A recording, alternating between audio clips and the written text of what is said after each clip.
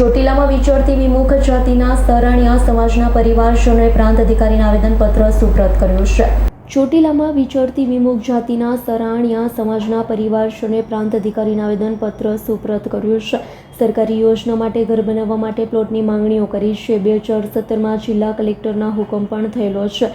પ્લોટના કબજા પાવતીઓ પણ આપવામાં આવી છતાં પણ કબજો અને સનદ ન મળે તે અંગેની રજૂઆત કરવાની માંગણી સાથે આવેદનપત્ર પાઠવ્યો છે।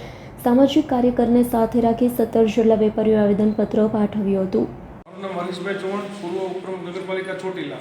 આજરોજ અમે ડેપ્યુટી કલેક્ટર ચોટીલા ખાતે ડેપ્યુટી મકવાણા સાહેબને આવેદનપત્ર દેવા માટે આવેલા છીએ।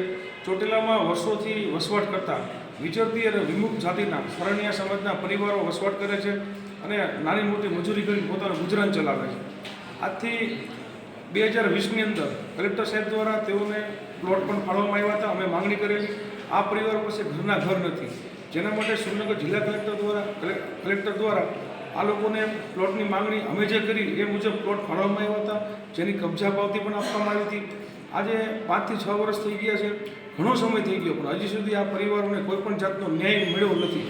તો અમારી આજરોજની એવી માંગણી છે તંત્ર પાસે કે જે આ પરિવારો નિરાધાર છે, નાના બાળકો, વૃદ્ધ વડીલો કે જેને આ તડકો ટાઢ સહન કરવી પડે છે અને હાલ આ પરિવાર ઝૂંપડા બાંધી અને વસવાટ કરે છે રોડ પર, ત્યારે એમની એક્સિડન્ટની પણ સંભાવના છે। તો માનવતાના ધોરણે ડેપ્યુટી કલેક્ટર સાહેબની અમારી માંગણી છે જે કંઈ ઘટતી કાર્યવાહી છે તે પૂરી કરી ચોટીલા તાલુકાના નાવા ગામે જે એમના પ્લોટ ફાળવવામાં આવ્યા છે તેને તત્કાલ કબજો અપાવવામાં આવે અને એમની સનદ આપી અને આ પરિવારને ન્યાય મળે એવી અમારી માંગણી છે। જય હિન્દ, જય ભારત।